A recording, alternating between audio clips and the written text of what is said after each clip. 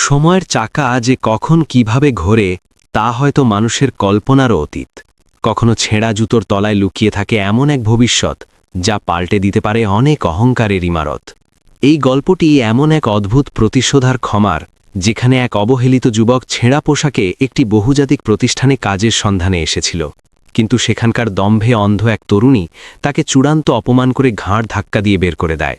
বিধিলিপি এমনই ছিল যে ঠিক তার পরদিন সকালেই সেই পথের ভিখারির মতো দেখতে ছেলেটি সেই বিশাল সাম্রাজ্যের সর্বময় কর্তা হয়ে ফিরে আসে, আর স্তব্ধ হয়ে যায় পুরো অফিস। ঘটনার সূত্রপাত ইন্দ্রপুরী নামের এক ব্যস্ত শহরের এক বিশাল কর্পোরেট জগৎ থেকে। আকাশ ছোঁয়া সব দালান কোঠা, নামিদামি সব ব্যবসায়িক প্রতিষ্ঠান, আর অবিরাম ছুটে চলা এক যান্ত্রিক জীবনযাত্রা। এই বিশাল গগনচুম্বী দালানগুলোর মাঝেই সগর্বে দাঁড়িয়েছিল চৌধুরী এন্টারপ্রাইজের সুবিশাল সদর দপ্তর। এই অতিকায় সাম্রাজ্যের মালকিন ছিল ২৬ বছর বয়সী অত্যন্ত বিত্তশালী এবং অসম্ভব অহংকারী এক নারী, সাইমা চৌধুরী। সাইমা রূপে যেমন অনন্যা ছিল, অহংকারেও ছিল ঠিক ততটাই ধরাছোঁয়ার বাইরে। অর্থ আর বিত্তের বাইরে পৃথিবীতে আর কিছুরই কোনো মূল্য ছিল না তার কাছে। মানুষের মূল্যায়ন সে করত কেবল তাদের পরনের দামি ব্র্যান্ড আর সামাজিক অবস্থান দেখে। কারো বেশভূষা দেখে যদি তার সামান্যতম দরিদ্র মনে হতো, তবে সে তাকে নিজের কর্পোরেট দপ্তরের ত্রিসীমানায় ঘেঁষতে দিত না। সেদিন সকালবেলার চিত্রটাও ছিল রোজকার মতোই। কর্পোরেট ভবনের বাইরে বহু মানুষ কর্মসংস্থানের আশায় লম্বা সারিতে অপেক্ষমান ছিল। কেউ অত্যন্ত মনোযোগ দিয়ে নিজের ফর্ম পূরণ করছিল, আবার কেউ বা নিজের জীবন বৃত্তান্তের কাগজগুলো বারবার পরখ করে নিচ্ছিল। ঠিক সেই মুহূর্তেই সেখানে অত্যন্ত জীর্ণ এবং দুর্বল গড়নের এক তরুণের আগমন ঘটল। ছেলেটির নাম রাফসান। রাফসানের পরনের জামাকাপড় ছিল ভীষণ পুরনো এবং জায়গায় জায়গায় ছেঁড়া। তার পায়ের জুতোগুলোও ক্ষয়ে গিয়েছিল, আর কাঁধের ওপর ঝুলছিল একটা বিবর্ণ পুরনো ব্যাগ। এত দৈন্যদশার মাঝেও তার চোখের দৃষ্টিতে খেলা করছিল এক অভাবনীয় আত্মবিশ্বাস। সে কারো দিকে না তাকিয়ে সোজা মূল ফটকের দিকে এগিয়ে গেল এবং নিরাপত্তারক্ষীকে উদ্দেশ্য করে বলল, ভাই সাহেব, আমাকে একটু ভেতরে প্রবেশ করতে হবে, চাকরির ব্যাপারে কথা বলার ছিল।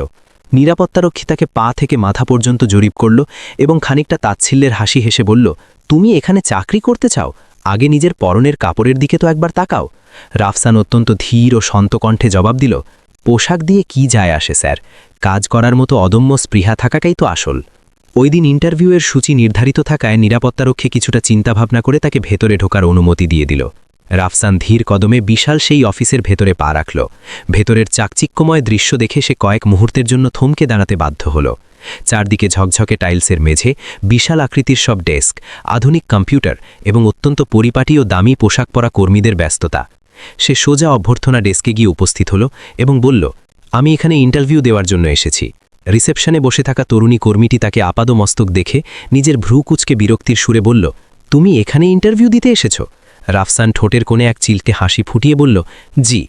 অভ্যর্থনাকারী মেয়েটির এবার বেশ হাসিই পেল।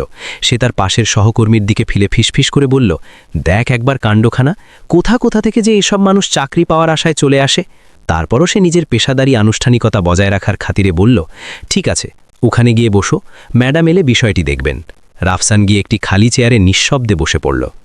প্রায় 15 মিনিট অতিক্রান্ত হওয়ার পর হঠাৎ করেই পুরো অফিস জুড়ে এক ধরনের চাঞ্চল্য সৃষ্টি হলো। উপস্থিত সকলেই যেন তটস্থ হয়ে সোজা হয়ে দাঁড়াতে শুরু করল। অভ্যর্থনাকারী মেয়েটি বলে উঠল, ম্যাডাম চলে এসেছেন। লিফটের দরজা খুলতেই সেখান থেকে বেরিয়ে এলো সাইমা চৌধুরী। তার পরনে ছিল অত্যন্ত বিলাসবহুল একটি স্যুট, এক হাতে ধরা আধুনিক মোবাইল ফোন এবং তার ঠিক পেছন পেছন দুজন সহকারী দ্রুত পায়ে হেঁটে আসছিল। সে যখনই সামনের দিকে অগ্রসর হল, তার তীক্ষ্ণ দৃষ্টি গিয়ে স্থির হল রাফসানের ওপর। সে থমকে গিয়ে কয়েক সেকেন্ড অপলক দৃষ্টিতে তাকে দেখতে লাগল। তারপর হঠাৎ করেই প্রচণ্ড ক্ষোভের সাথে ফেটে পড়ে বলল, এই ছেলেটি এখানে কি করছে? রিসেপশনিস্ট মেয়েটি কিছুটা ভয় পেয়ে তোতলাতে তোতলাতে বলল, ম্যাডাম, ও এখানে ইন্টারভিউ দেওয়ার জন্য এসেছে। সাইমার মুখ রাগে একদম রক্তিমাভ হয়ে উঠল। সে সোজা রাফসানের সামনে গিয়ে দাঁড়ালো এবং কর্কশ গলায় বলল, তুমি এখানে ইন্টারভিউ দিতে এসেছো? রাফসান অত্যন্ত নির্বিকার ও শান্ত কণ্ঠে উত্তর দিল, জি ম্যাডাম, আমার একটা চাকরির বড্ড প্রয়োজন। সাইমা তীব্র তাচ্ছিল্য প্রকাশ করে বলল, কখনো আয়নার সামনে দাঁড়িয়ে নিজের চেহারাটা দেখেছ? আর তোমার এই পোশাকের ছিঁড়ি, আমাদের এই স্বনামধন্য প্রতিষ্ঠানে এমন ধরনের মানুষের কোনো জায়গা নেই। আশেপাশে উপস্থিত অনেক কর্মী এই কথা শুনে হাসাহাসি শুরু করে দিল, কিন্তু রাফসানের মাঝে কোনো চাঞ্চল্য দেখা গেল না। সে একদম শান্ত হয়ে দাঁড়িয়ে রইল। সে অত্যন্ত ধীর কণ্ঠে বলল, ম্যাডাম, আমাকে শুধু একবার নিজেকে প্রমাণ করার সুযোগ দিন। আমি আপনাদের দেখাতে পারবো যে আমি কতটা নিখুঁতভাবে কাজ করতে পারি। এই কথাটি সাইমার অহংকারে আরও তীব্রভাবে আঘাত করল। সে প্রচণ্ড ক্রোধে চিৎকার করে উঠল, সিকিউরিটি! সিকিউরিটি! ডাক শোনা মাত্রই নিরাপত্তারক্ষী ছুটে এলো। সাইমা নির্দেশ দিল, এই লোকটাকে এই মুহূর্তেই আমার অফিস থেকে ঘাড় ধাক্কা দিয়ে বের করে দাও, আর ভালো করে মনে রাখবে এমন চেহারার কেউ যেন আর কখনোই এই গেটের ভেতরে পা রাখতে না পারে। নিরাপত্তারক্ষী শক্ত করে রাফসানের হাত চেপে ধরল এবং তাকে টানতে টানতে বাইরের দিকে নিয়ে যেতে লাগল। অফিসের ভেতর দাঁড়িয়ে থাকা দর্শকরা তখনও চাপা হাসিতে মত্ত ছিল। উপস্থিত কারো মনেই ওই দরিদ্র ছেলেটির জন্য এক ফোঁটাও করুণার উদ্রেক হল না। বাইরে যাওয়ার ঠিক আগ মুহূর্তে রাফসান ক্ষণিকের জন্য থমকে দাঁড়াল। সে ঘাড় ঘুরিয়ে সাইমার দিকে দৃষ্টি নিক্ষেপ করল। সেই দৃষ্টিতে বিন্দুমাত্র ক্ষোভ বা আক্ষেপের ছাপ ছিল না, ছিল কেবল এক রহস্যময় স্মিচা হাসি। সে অত্যন্ত শান্ত গলায় উচ্চারণ করল, ম্যাডাম, মাঝে মাঝে মানুষের প্রকৃত পরিচয় তার গায়ে থাকা পোশাকের মাধ্যমে নির্ধারিত হয় না, বরং তার সময়ের মাধ্যমে হয়। সাইমা চরম অবজ্ঞাভরে জবাব দিল, এসেছেন আমাকে বড় বড় ফিলোসফি শোনাতে? এক্ষুনি বের হও আমার সামনে থেকে। নিরাপত্তারক্ষী রাফসানকে গেটের বাইরে ধাক্কা দিয়ে বের করে দিয়ে সজোরে দরজা আটকে দিল। রাফসান কিছু সময় ধরে সেই গগনচুম্বী ইমারতের দিকে একদৃষ্টে তাকিয়ে রইল। তারপর সে কাঁধের পুরনো ব্যাগটা আরেকবার গুছিয়ে নিয়ে সেই রহস্যময় হাসিটি মুখে রেখেই সেখান থেকে প্রস্থান করল। তাকে এভাবে চলে যেতে দেখে গেটে দাঁড়ানো নিরাপত্তারক্ষী নিজের সহকর্মীকে উদ্দেশ্য করে বলল, আহারে বেচারা, হয়তো নিজের জীবনে এই প্রথমবার এত বিশাল কোনো অফিসে পা রেখেছিল। কিন্তু ঘুণাক্ষরেও কেউ এই সত্যটা আঁচ করতে পারেনি যে ঠিক তার পরদিন এই অফিসের চার দেয়ালের ভেতরেই এমন এক অভাবনীয় ঘটনা ঘটতে চলেছে যা পুরো কোম্পানির ভবিষ্যৎ চিরতরে পাল্টে দেবে। অন্যদিকে সন্ধ্যা নেমে এলে সাইমা নিজের বিলাসবহুল কেবিনে বসেছিল। সে বিরক্তি নিয়ে নিজের সহকারীকে বলল, আজকাল যে কোথা থেকে এসব লোকজন চাকরির আশায় এখানে চলে আসে তা ভেবেই অবাক হই। এমন নিম্ন শ্রেণীর লোকদের ভেতরে প্রবেশ করতে দিলে তো কোম্পানির স্ট্যান্ডার্ডই নষ্ট হয়ে যাবে। সহকারী তৎক্ষণাৎ সাই দিয়ে বলল, আপনি একদম সঠিক কথা বলেছেন ম্যাডাম। কিন্তু ঠিক সেই মুহূর্তেই কোম্পানির হিসাবরক্ষণ বিভাগ থেকে এক চাঞ্চল্যকর খবর এসে পৌঁছালো। কোম্পানির বেশ কিছু গুরুত্বপূর্ণ এবং বড় শেয়ার হঠাৎ করেই বেনামে কেউ একজন নিজের নামে করে নিয়েছেন। আর যিনি এই বিশাল অঙ্কের শেয়ারগুলো কিনেছেন তার পরিচয় শুনে সবারই চোখ কপালে ওঠার উপক্রম হলো। তবে এই বিস্ময় তো কেবল শুরু। আসল ভূমিকম্পটা তো পরের দিন হতে যাচ্ছিল। কারণ পরের দিন সকালেই সেই কোম্পানির অভ্যন্তরে এক অভাবনীয় নতুন ঘোষণা আসার কথা ছিল। আর যখন সেই ঘোষণার মধ্য দিয়ে নতুন কর্ণধার অফিসে নিজের পা রাখবেন, তখন সাইমাসহ উপস্থিত পুরো কোম্পানির কর্মীদের পায়ের তলা থেকে মাটি সরে যাবে। কারণ সেই নতুন মালিক আর অন্য কেউ হতে যাচ্ছে না, বরং সে হবে সেই ছেঁড়া পোশাক পরিহিত ছেলেটি যাকে ঠিক একদিন আগেই অফিস থেকে চরম অপমান করে ঘাড় ধাক্কা দিয়ে বের করে দেওয়া হয়েছিল। পরের দিন সকালে ইন্দ্রপুরী শহরের বুকে প্রতিদিনের মতোই চেনা কর্মব্যস্ততা ছিল। কিন্তু চৌধুরী এন্টারপ্রাইজের ভেতরের আবহাওয়া আজ যেন একটু বেশি থমথমে এবং ভিন্ন রকম। কর্মীরা অফিসে প্রবেশ করেই লক্ষ্য করল যে অভ্যর্থনা ডেস্কের কাছে বেশ কয়েকজন জটলা পাকিয়ে ফিসফিস করে নিজেদের মধ্যে আলোচনা করছে। কেউ একজন বলছিল, শুনতে পেলাম কোম্পানির অধিকাংশ শেয়ার নাকি কোনো এক নতুন বিনিয়োগকারী নিজের নামে করে নিয়েছেন। পাশ থেকে দ্বিতীয় একজন সাই দিয়ে বলল, হ্যাঁ ভাই, আর শুনেছি আজ নাকি সেই নতুন মালিক নিজেই অফিসে আসছেন। তৃতীয় আরেকজন কর্মী কিছুটা শঙ্কা প্রকাশ করে বলল, কে জানে বাপু, এই নতুন মালিকের মেজাজ মর্জি কেমন হবে। যদি খুব বেশি কড়া স্বভাবের হয় তবে তো চাকরি বাঁচানোই দায় হয়ে পড়বে। এভাবেই পুরো অফিস জুড়ে গুঞ্জন আর ফিসফিসানির ঢেউ বয়ে যাচ্ছিল। এমন সময় সাইমা চৌধুরী নিজের বিলাসবহুল গাড়ি হাঁকিয়ে অফিসে এসে পৌঁছালো। সে ভেতরে প্রবেশ করা মাত্রই খেয়াল করল যে প্রতিটি কর্মী নিজেদের মধ্যে কিছু একটা নিয়ে কানাঘুষা করছে। সাইমা কিছুটা বিরক্ত হয়ে কড়া গলায় জানতে চাইল, এখানে এসব কি চলছে? সবাই নিজের টেবিলে বসে কাজ করার বদলে এভাবে জটলা পাকিয়ে গল্প করছে কেন? ঠিক তখনই তার ব্যক্তিগত ম্যানেজার তটস্থ ভঙ্গিতে প্রায় দৌড়ে তার কাছে এসে উপস্থিত হলো। সে গলার স্বর নিচু করে বলল, ম্যাডাম, একটা খুব জরুরি সংবাদ আছে। সাইমা প্রশ্ন করল, কি এমন হয়েছে? ম্যানেজার কিছুটা আমতা আমতা করে বলল, ম্যাডাম, গতকাল রাতের বেলায় কোম্পানির বেশ কিছু গুরুত্বপূর্ণ বড় শেয়ার কেউ একজন নিজের নামে করে নিয়েছেন, আর আজ সেই নতুন ইনভেস্টর নিজেই অফিসে পরিদর্শনে আসছেন। সাইমা কিছুটা অবাক হলেও তাচ্ছিল্যের সুরে বলল, তো এতে ভয় পাওয়ার কি হলো? বড় কোম্পানিতে বিনিয়োগকারীরা তো আসতেই থাকে। ম্যানেজার ঢোক গিলে বলল, না ম্যাডাম, এবারের বিষয়টি সম্পূর্ণ ভিন্ন। যিনি এই শেয়ারগুলো কিনেছেন তিনি এখন কোম্পানির সবচেয়ে বড় অংশের মালিকানা অধিকার করে নিয়েছেন। সাইমার চেহারায় এবার স্পষ্ট গাম্ভীর্য নেমে এলো। সে ভুরু কুচকে বলল, তার মানে তুমি কি বোঝাতে চাইছ? ম্যানেজার বলল, তার মানে হলো তিনি এখন এই সম্পূর্ণ কোম্পানির নতুন মালিক হয়ে গেছেন। এই কথাটি শোনার পর কিছু মুহূর্তের জন্য সাইমা যেন একদম পাথরের মতো নিশ্চুপ হয়ে গেল। পরক্ষণেই সে প্রচণ্ড ক্ষোভে ফেটে পড়ে বলল, এটা কোনোভাবেই সম্ভব হতে পারে না। এটা আমার বাবার তিল তিল করে গড়া কোম্পানি। ম্যানেজার বিনয়ের সাথে বলল, ম্যাডাম, আপনার বাবা বেশ কিছুদিন আগে মার্কেট পরিস্থিতির কারণে কোম্পানির বেশ কিছু শেয়ার বিক্রি করে দিয়েছিলেন। খুব সম্ভবত সেই সুযোগটাকে কাজে লাগিয়েই ওই ব্যক্তি সব শেয়ার একত্রে কিনে নিয়েছে। সাইমার চেহারায় তখন রাগের আগুন জল জল করছে। সে দাঁতে দাঁত চেপে বলল, কে সেই লোক? ম্যানেজার উত্তর দিল, আজ সকাল 11টার সময় যে বোর্ড মিটিং ডাকা হয়েছে সেখানে তিনি নিজেই উপস্থিত হবেন। তখনই আমরা সবাই তার পরিচয় জানতে পারব। সাইমা দীর্ঘশ্বাস গোপন করে দ্রুত পায়ে নিজের কেবিনের দিকে চলে গেল, কিন্তু বাইরে শান্ত দেখালেও তার মনের ভেতরে তখন প্রবল ঝড়ের পূর্বাভাস। অন্যদিকে অফিসের সাধারণ কর্মচারীদের মাঝেও কৌতূহলের কোনো কমতি ছিল না।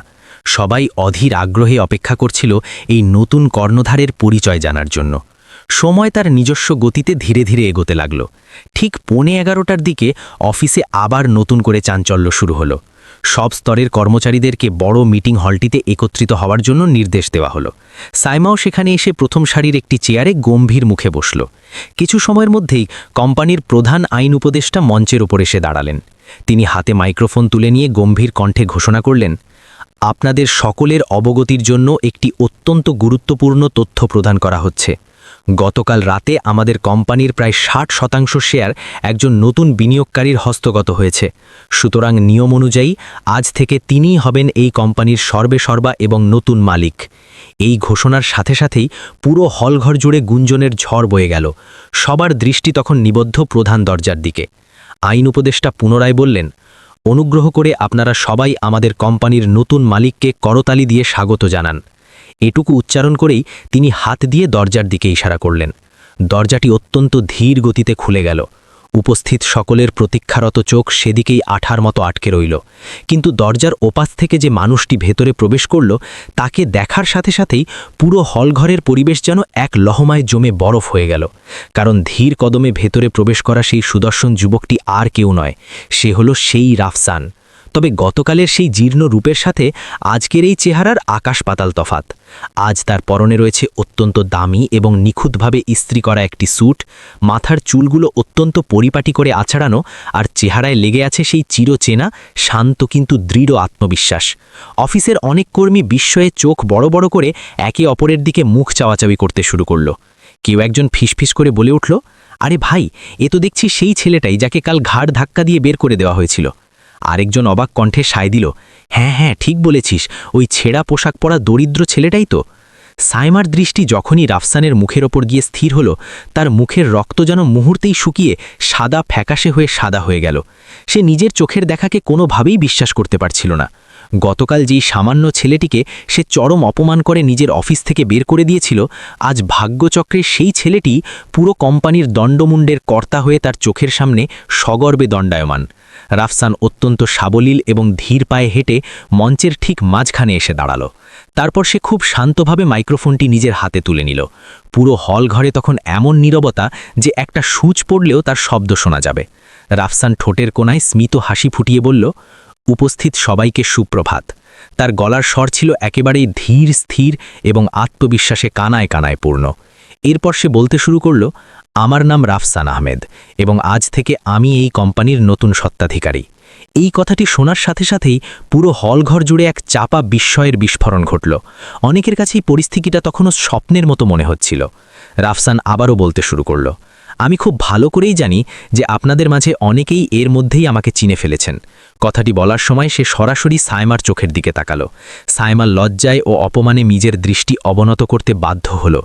রাফসান তার সেই হালকা হাসিটি বজায় রেখেই বলল, গতকাল ঠিক এই অফিসেই আমি একজন সামান্য চাকরি প্রার্থী হিসেবে এসেছিলাম, কিন্তু হয়তো ভাগ্যবিধাতা আমার জন্য অন্য কোনো অঙ্ক কষে রেখেছিলেন। উপস্থিত কর্মীরা এবার এই কথাটি শুনে চাপা হাসি হাসতে শুরু করল, কিন্তু সাইমার চেহারা তখন চূড়ান্ত লজ্জায় ও ক্ষোভের টকটকে লাল বর্ণ ধারণ করেছিল। রাফসান তার বক্তব্য চালিয়ে গেল, আমি সম্পূর্ণ স্বেচ্ছায় এবং সজ্ঞানে অত্যন্ত সাধারণ এবং জীর্ণ পোশাক পরে এই ভবনে প্রবেশ করার সিদ্ধান্ত নিয়েছিলাম, কারণ আমি নিজের চোখে দেখতে চেয়েছিলাম যে এই স্বনামধন্য প্রতিষ্ঠানে কর্মরত মানুষদের প্রকৃত মানসিকতা ঠিক কোন স্তরের। সভাকক্ষে উপস্থিত মানুষেরা এবার লজ্জায় একে অপরের দিকে তাকাতে লাগল। রাফসান গভীর কণ্ঠে বলল, যে কোনো প্রতিষ্ঠানের মূল চালিকা শক্তি হল তার কর্মীরা, আর তাদের আচার ব্যবহারের মাধ্যমেই সেই প্রতিষ্ঠানের আসল পরিচয় ফুটে ওঠে। এরপর সে কয়েক মুহূর্ত বিরতি নিয়ে বলল, তবে গতকালের ঘটায় যাওয়া ওই অনাকাঙ্ক্ষিত ঘটনাটি আমাকে জীবনের এক বিশাল শিক্ষা দিয়েছে। এবার পুরো হলের সমস্ত জোড়া চোখ গিয়ে স্থির হলো সাইমার দিকে। সাইমা নিজের জায়গায় বসে প্রচণ্ড অস্বস্তি আর দম বন্ধ করা এক অনুভূতি পার করছিল। মিটিংয়ের আনুষ্ঠানিকতা শেষ হওয়ার পর কর্মীরা অত্যন্ত ধীর পায়ে হলরুম ত্যাগ করতে শুরু করল। সাইমাও এক প্রকার পালিয়ে আসার মতোই নিজের ব্যক্তিগত কেবিনে ফিরে এলো। তার মাথার ভেতর তখন হাজারো প্রশ্নের ঘূর্ণিপাক চলছে। বেশ কিছুক্ষণ পর তার কেবিনের দরজায় খুব হালকা একটি টোকা পড়ল। ভেতরে আসতে পারি? সাইমা চমকে উঠে মাথা করল। সে দেখল দরজার চৌকাঠে স্বয়ং রাফসান দাঁড়িয়ে আছে। সাইমা কয়েক সেকেন্ডের জন্য একেবারে বাকরুদ্ধ হয়ে রইল। তারপর অতি কষ্টে নিজের স্বর নামিয়ে বলল, আসুন। রাফসান ধীর পায়ে ভেতরে প্রবেশ করল এবং সাইমার টেবিলের ঠিক সামনের চেয়ারটিতে গিয়ে বসল। বেশ কয়েক মুহূর্ত পর্যন্ত দুজনের মাঝখানে এক অদ্ভুত পিনপতন নীরবতা বিরাজ করতে লাগল। নীরবতা ভেঙে রাফসানই প্রথম কথা বলল, কেমন আছেন ম্যাডাম? রাফসানের মুখেই সম্বোধন শুনে সাইমার অস্বস্তি যেন আরও কয়েক গুণ বেড়ে গেল। সে কাপা কাপা গলায় প্রশ্ন করল, আপনি আপনি এসব নাটক কেন করলেন? রাফসান মুচকি হাসল। মাঝে মাঝে সমাজের আসল সত্যটা উদ্ঘাটন করার জন্য মানুষকে নিজের পরিচয় আড়াল করতে হয়। সাইমা এবার জিজ্ঞেস করল, কিন্তু আপনি এত বড় মাপের একজন বিনিয়োগকারী হয়েও ওই ছেঁড়া পোশাকে কেন এখানে এসেছিলেন? রাফসান অত্যন্ত ধীর ও শান্ত কণ্ঠে জবাব দিল, কারণ আমি যাচাই করে দেখতে চেয়েছিলাম যে এই কোম্পানির চার দেওয়ালের ভেতরে একজন মানুষের মূল্যায়ন কি তার দক্ষতা দিয়ে করা হয় নাকি তার গায়ের পোশাকের দাম দিয়ে। রাফসানের এই অকাট্য যুক্তির সামনে সাইমার কাছে দেবার মতো কোনো উত্তরই অবশিষ্ট ছিল না। সে অত্যন্ত অনুতপ্ত গলায় বলল, গতকাল আমার দ্বারা যে আচরণ করা হয়েছে তার জন্য আমি। সাইমার কথা শেষ হওয়ার আগেই রাফসান তাকে থামিয়ে দিয়ে বলল, তাতে কোনো সমস্যা নেই, আমি গতকালের ওই ঘটনাটিকে মনে পুষে রাখিনি। কিন্তু এত সহজে বললেও তার চোখের দৃষ্টিতে ছিল এক অদ্ভুত গভীর গাম্ভীর্য। এরপর রাফসান নিজের চেয়ার ছেড়ে উঠে দাঁড়ালো এবং বলল, আমাদের সামনে এখন বিস্তর কাজ পড়ে আছে। এই কোম্পানিকে আমাদের আরও অনেক দূরে এগিয়ে নিয়ে যেতে হবে। এইটুকু বলেই সে ধীর পায়ে কেবিন থেকে নিষ্ক্রান্ত হল। সাইমা নিজের চেয়ারে স্তব্ধ হয়ে বসে রইল। তার জীবনের ইতিহাসে প্রথমবারের মতো তার মনের গহীনে এই উপলব্ধি তীব্রভাবে নাড়া দিল যে সে হয়তোবা তার জীবনের সবচেয়ে বড় ভুলজি করে ফেলেছে। কিন্তু সে ঘুণাক্ষরেও এই সত্যটি তখনও অনুধাবন করতে পারেনি যে রাফসানের এখানে আসার পেছনের মূল রহস্যটি এখনও উন্মোচিত হওয়াই বাকি। আগামী কয়েকটি দিনের মধ্যেই এমন এক অবিশ্বাস্য সত্য তার সামনে এসে দাঁড়াবে যা সাইমার জীবনের পুরো সমীকরণটাই আমূল পাল্টে দেবে। গল্পের গতিপথ এখন এমন এক সন্ধিক্ষণে এসে উপস্থিত হয়েছে যেখান থেকে পুরো দৃশ্যপট নতুন করে সাজতে বাধ্য। পরের দিনের সেই যুগান্তকারী মিটিংয়ের পর পুরো অফিস প্রাঙ্গণ জুড়ে কেবল রাফসানের নামই উচ্চারিত হতে লাগল। প্রত্যেকের মনেই একটাই প্রশ্ন ঘুরপাক খাচ্ছিল যে এত বিশাল মাপের একজন পুঁজিপতি কেন এমন ভিখারির বেশে অফিসে এসেছিলেন। কিছু মানুষ রাফসানের মহানুভবতার প্রশংসায় পঞ্চমুখ ছিল, আবার অনেকেই তখনও এই আকস্মিক পরিবর্তনে ঘোর বিস্ময়ের মধ্যে ছিল। ওদিকে সাইমা নিজের কেবিনে নিস্তব্ধ হয়ে বসেছিল। তার সামনে ল্যাপটপের স্ক্রিন জ্বলজ্বল করলেও তার মন পড়েছিল অন্য কোনো জগতে। তার মস্তিষ্কের কোষে কোষে বারবার সেই একটি দৃশ্যই ফিরে ফিরে আসছিল, গতকালের সেই দিন যখন সে চরম দম্ভ ভরে রাফসানকে ঘাড় ধাক্কা দিয়ে অফিস থেকে বিতাড়িত করেছিল। আজ সে নিজের কৃতকর্মের ভয়াবহতা মর্মে মর্মে উপলব্ধি করতে পারছিল। ঠিক সেই সময়ই তার কেবিনের দরজা সশব্দে খুলে গেল এবং তার ঘনিষ্ঠ বান্ধবী ও কোম্পানির মানব সম্পদ ব্যবস্থাপক তানিয়া ভেতরে প্রবেশ করল। তানিয়া কাছে এসে বলল, কি এত গভীরভাবে চিন্তা করছিস সাইমা? সাইমা একটি লম্বা দীর্ঘশ্বাস ছেড়ে বলল, তানিয়া, আমার এখনো বিশ্বাসই হতে চাইছে না যে ওই সাধারণ ছেলেটাই আজ এই বিশাল কোম্পানির মালিক। তানিয়া ঠোঁট টিপে হেসে বলল, কিন্তু রূঢ় হলেও বাস্তব সত্য তো এটাই রে। আর সত্যি কথা বলতে কি, মানুষ হিসেবে তাকে আমার কাছে বেশ ব্যতিক্রমী বলেই মনে হলো।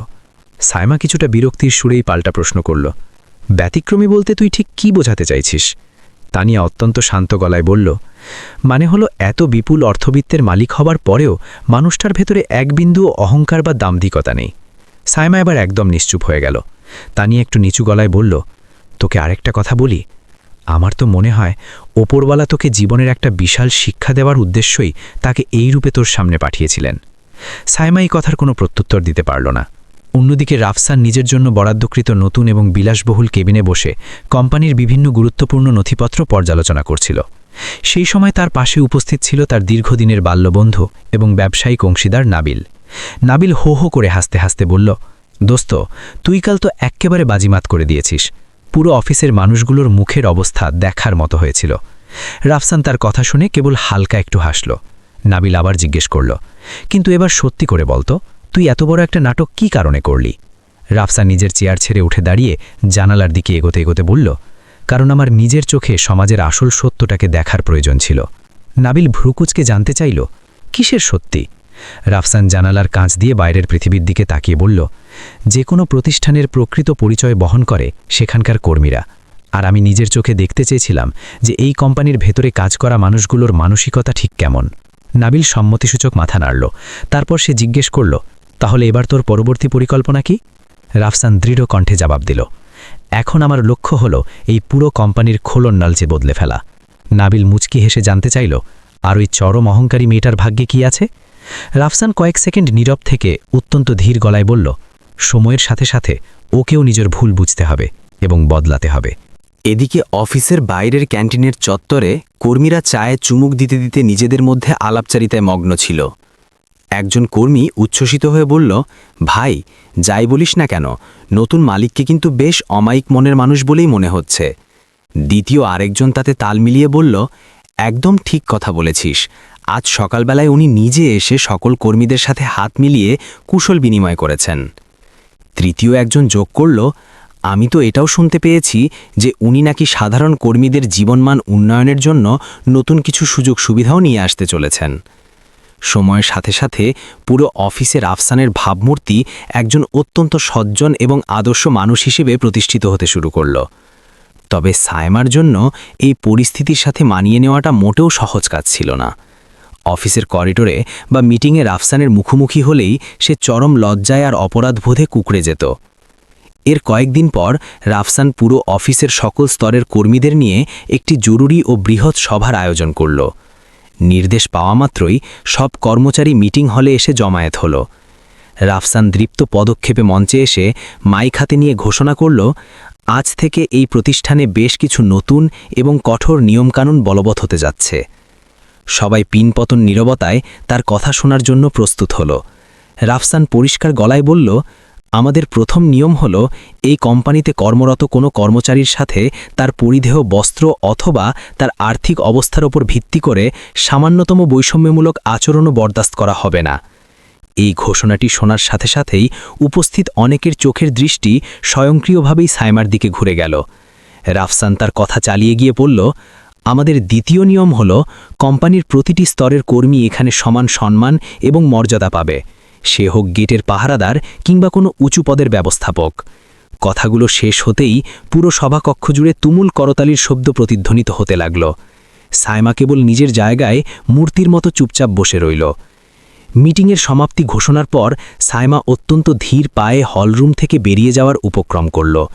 ঠিক সেই মুহূর্তেই রাফসানের ডাক ভেসে এলো, সায়মাজি, অনুগ্রহ করে 1 মিনিট দাঁড়াবেন। সায়মার পা সেখানেই থমকে গেল। সে অত্যন্ত ধীর ও দ্বিধাগ্রস্ত পায়ে রাফসানের কাছাকাছি এসে দাঁড়াল। রাফসান অত্যন্ত স্বাভাবিক গলায় বলল, আপনার সাথে আমার একটু জরুরি আলোচনা করার ছিল। সায়মা মাথা নিচু করে বলল, জি বলুন। রাফসান বলল, আমি সিদ্ধান্ত নিয়েছি যে কোম্পানির যাবতীয় অপারেশনাল কাজের দায়িত্ব আপনি আগের মতো পরিচালনা করতে থাকবেন। এই কথা শুনে সায়মার বিস্ময়ের সীমা রইল না। সে অবিশ্বাসের সুরে বলল, আপনি এত কিছুর পরও আপনি আমার উপর আস্থা রাখছেন? রাফসান একটি স্নিগ্ধ হাসি হেসে জবাব দিল, যদি আপনার যোগ্যতার উপর আমার আস্থা নাই থাকত তবে তো আপনাকে এই গুরুত্বপূর্ণ পদে আমি একদিনও বহাল রাখতাম না। সায়মার দু চোখের কোণে তখন অশ্রুর চিকচিকে রেখা স্পষ্ট হয়ে উঠল।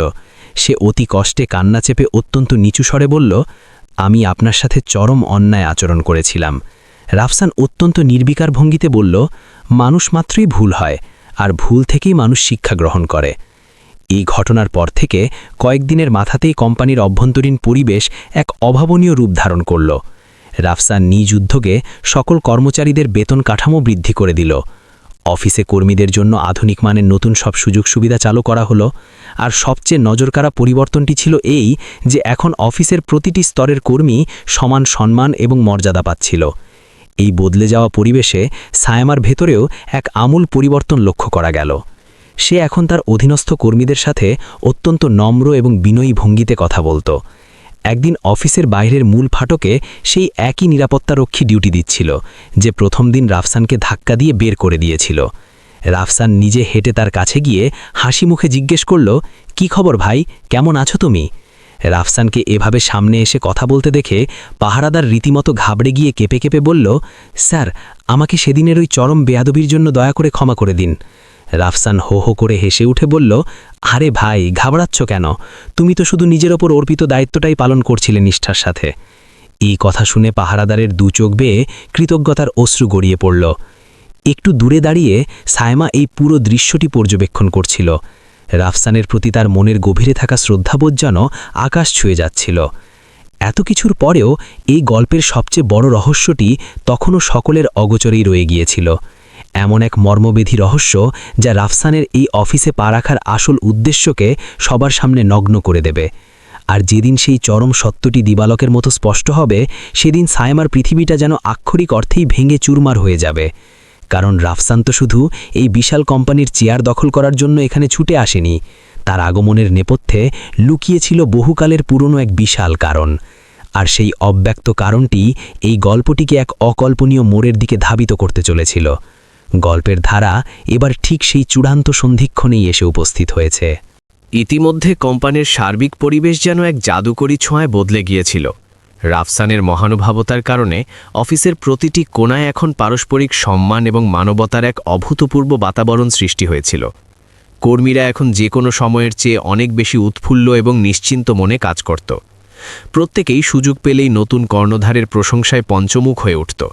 কিন্তু এত প্রশান্তির মাঝেও একটিমাত্র মানুষের মনে তীব্র অস্থিরতা রাত দিন কুড়ে কুড়ে খাচ্ছিল, আর সেই মানুষটি হল সায়মা। সায়মার অবচেতন মনে বারবার শুধু একটি প্রশ্নই উকিঝুঁকি মারত, এত লাভজনক ব্যবসা প্রতিষ্ঠান থাকতে রাফসান ঠিক এই কোম্পানিটাকেই কেন নিজের করে নিল। একদিন গোধূলি লগ্নে অফিসের দৈনন্দিন কাজ সমাপ্ত হওয়ার পর সায়মা নিজের কেবিনে একাকী বসেছিল। বাইরের ডেস্কে কর্মরত প্রায় সমস্ত কর্মচারী ততক্ষণে বাড়ির পথ ধরেছে। পুরো অফিস জুড়ে এক ধরনের নিস্তব্ধতা আর নীরবতা বিরাজ করছিল। ঠিক এমন সময় তার কেবিনের দরজায় মৃদু টোকা দেওয়ার শব্দ হলো। আমি কি ভেতরে আসতে পারি? সায়মা মাথা তুলে দেখল দরজার ওপাশে রাফসান দাঁড়িয়ে আছে। সায়মা দ্রুত নিজেকে সামলে নিয়ে বলল, জি অবশ্যই আসুন। রাফসান ভেতরে প্রবেশ করে সায়মার টেবিলের অপর প্রান্তের চেয়ারে গিয়ে আসন গ্রহণ করল। বেশ কিছু মুহূর্ত দুজনের কেউই কোনো শব্দ উচ্চারণ করল না। অবশেষে সায়মা নিজের সমস্ত সাহস সঞ্চয় করে জিজ্ঞেস করেই ফেলল, আমি কি আপনাকে একটি ব্যক্তিগত প্রশ্ন করতে পারি? রাফসান স্মিত হেসে সম্মতি জানিয়ে বলল, নিশ্চয়ই, করুন। সায়মা সরাসরি জানতে চাইল, আপনি ঠিক এই কোম্পানিটাকেই কেন কিনে নিলেন? এই বিশাল শহরে তো বিনিয়োগ করার মতো আরও বহু স্বনামধন্য কর্পোরেট প্রতিষ্ঠান ছিল। রাফসান এই প্রশ্নটি শোনার পর কয়েক সেকেন্ড একদম নিশ্চুপ হয়ে রইল। তারপর বুক চিরে একটি ভারী দীর্ঘশ্বাস বেরিয়ে এলো তার। সে অত্যন্ত ধীর লয়ে বলল, কারণ এই কোম্পানির দেয়ালগুলোর সাথে আমার এক দীর্ঘ এবং পুরনো সম্পর্ক জড়িয়ে আছে। সায়মা চরম বিস্ময় নিয়ে প্রশ্ন করল, কেমন সম্পর্ক? রাফসান নিজের চেয়ার থেকে উঠে ধীরে ধীরে কাঁচের জানালার দিকে অগ্রসর হল। বাইরের নিয়নের আলোয় উদ্ভাসিত শহরের দিকে দৃষ্টি নিবদ্ধ করে সে বলতে শুরু করল, আজ থেকে প্রায় 15টি বছর আগের কথা। আমার জন্মদাতা পিতা ঠিক এই কোম্পানিতেই চাকরি করতেন। এই কথা শোনা মাত্রই সায়মা যেন আক্ষরিক অর্থেই চমকে উঠল। কি বলছেন আপনি?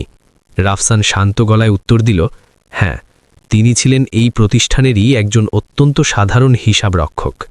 সায়মা তখন রুদ্ধশ্বাসে তার প্রতিটি শব্দ গিলছিল। রাফসান অতীতের পাতায় ডুব দিয়ে বলতে লাগল, আমার বাবা ছিলেন অত্যন্ত সৎ এবং নীতিবান একজন মানুষ। তিনি তার জীবনের পুরোটা সময় হাড় ভাঙা পরিশ্রম করে গেছেন। কিন্তু এক অভিশপ্ত দিনে তার উপর কোম্পানির বিশাল অঙ্কের অর্থ আত্মসাতের এক মিথ্যা ও বানোয়াট অভিযোগ চাপিয়ে দেওয়া হলো। এই কথা শোনা মাত্রই সায়মার বুকের ভেতর হৃৎপিণ্ডটা যেন দ্রুত গতিতে লাফাতে শুরু করল। রাফসান শূন্য দৃষ্টিতে তাকিয়ে বলল, আর ঠিক সেই সময়টাতে এই কোম্পানির সর্বময় ক্ষমতার অধিকারী ছিলেন স্বয়ং তোমার বাবা। এই ভয়ঙ্কর সত্যটি শোনার পর সায়মা যেন পাথরের মূর্তিতে পরিণত হল। রাফসান অত্যন্ত সংযত কণ্ঠে বলে চলল, আমার বাবা বারবার সবার পায়ে ধরে বোঝানোর আপ্রাণ চেষ্টা করেছিলেন যে তিনি সম্পূর্ণ নির্দোষ এবং তাকে ফাঁসানো হয়েছে। কিন্তু ক্ষমতার দম্ভে অন্ধ হয়ে থাকা কেউ সেদিন তার একটি কথাও কানে তোলেনি। সায়মার দুই চোখে তখন সুস্পষ্ট আতঙ্কের ছাপ ফুটে উঠেছে। রাফসান বলল, তাকে চরম অপমান করে উপস্থিত সকলের সামনে চাকরি থেকে বরখাস্ত করে ঘাড় ধাক্কা দিয়ে বের করে দেওয়া হয়। আর এই অপমানের বোঝাটা এতই ভারী ছিল যে তার কয়েক মাস পর থেকেই তিনি মারাত্মকভাবে অসুস্থ হয়ে শয্যাশায়ী হয়ে পড়েন। সায়মার পা যেন আর শরীরের ভার সইতে পারছিল না। সে ধপ করে নিজের চেয়ারে বসে পড়ল। রাফসানের গলার স্বর এবার আবেগে ভারী হয়ে এলো। মৃত্যুর কিছুদিন আগে বাবা আমার হাত ধরে বলেছিলেন, বাবারে, জীবনে এমন একজন বড় মাপের মানুষ হিসেবে নিজেকে প্রতিষ্ঠিত করবি যাতে ভবিষ্যতে তোর সামনে কোনো গরিব মানুষকে এমন নির্মম অপমান সহ্য করতে না হয়। বিশাল সেই অফিসে তখন কবরের মতো ভয়াবহ নিস্তব্ধতা বিরাজ করছিল। রাফসান অত্যন্ত দৃঢ় কণ্ঠে বলল, ঠিক সেই মুহূর্তেই আমি নিজের কাছে প্রতিজ্ঞা করেছিলাম, একদিন আমি এতটা উচ্চতায় পৌঁছব যে এই দুনিয়া আমাকে আমার পরনের কাপড়ের দাম দিয়ে নয়, বরং আমার কাজের যোগ্যতা দিয়ে চিনতে বাধ্য হবে। সাইমার দু চোখের বাঁধ ভেঙে তখন অঝরে অশ্রু প্রবাহিত হচ্ছিল। সে কান্না জড়ানো এবং ভাঙা গলায় অস্ফুট স্বরে বলল, আমি তো এই অতীত ইতিহাসের বিন্দু বিসর্গও জানতাম না। রাফসান বলল, আমি সেটা খুব ভালো করেই জানি, তুমি তো সেই সময়ে একেবারেই ছোট ছিলে। এরপর রাফসান ঘুরে সরাসরি সাইমার মুখোমুখি দাঁড়ালো। কিন্তু গতকাল সকালে যখন তুমি আমাকে শুধুমাত্র আমার জীর্ণ পোশাকের জন্য চরম অপমান করে অফিস থেকে বের করে দিলে, তখন আমার চোখের সামনে আমার বাবার সেই পুরনো অপমানের দৃশ্যটাই জীবন্ত হয়ে ফুটে উঠেছিল। সাইমার মাথা তখন সীমাহীন লজ্জা এবং অপরাধ বোধে বুকের উপর নুয়ে পড়ল। দু চোখ ভাসিয়ে সে আকুতি করে বলল, আমাকে আপনি ক্ষমা করে দিন, আমি না বুঝে অনেক বড় অন্যায় করে ফেলেছি। রাফসান বেশ কিছুক্ষণ তার সেই কান্নারত রূপের দিকে একদৃষ্টে তাকিয়ে রইল, তারপর অত্যন্ত ধীর লয়ে উচ্চারণ করল, আমি যদি আজ অতীত অপমানের বদলা নিতে চাইতাম, তাহলে বিশ্বাস করো, আজ তুমি কোনোভাবেই এই কোম্পানির ভেতরে বসে থাকার সুযোগ পেতে না। সাইমা অশ্বসিক্ত এবং অবাক চোখে রাফসানের দিকে মুখ তুলে তাকালো।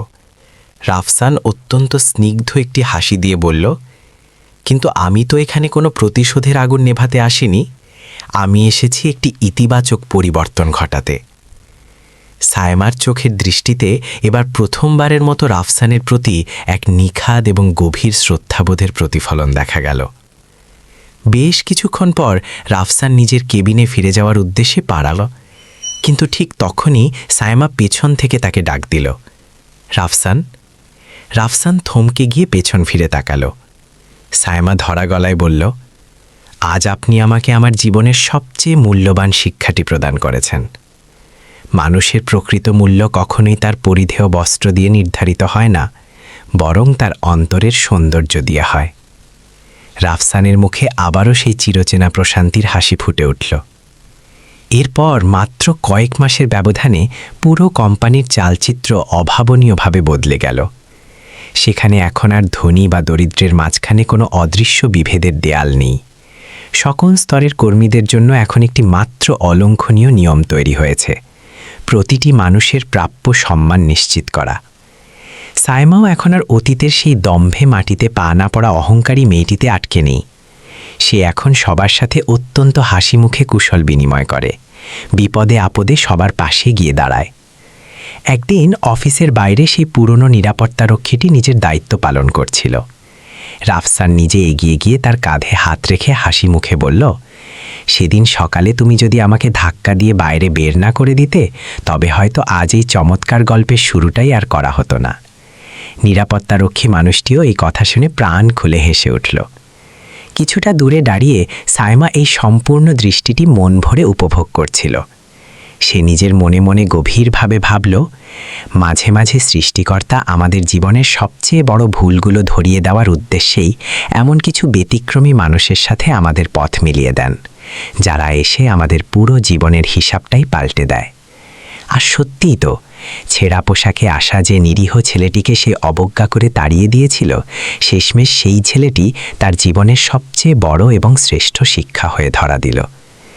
সেই অভাবনীয় দিনের পর থেকে চৌধুরী এন্টারপ্রাইজ কেবল একটি ব্যবসায়িক প্রতিষ্ঠান হিসেবে সীমাবদ্ধ থাকেনি। এটি মানবতা, সাম্য আর পারস্পরিক শ্রদ্ধাবোধের এক অনন্য এবং উজ্জ্বল দৃষ্টান্ত হিসেবে সমাজে মাথা উঁচু করে দাঁড়িয়েছিল।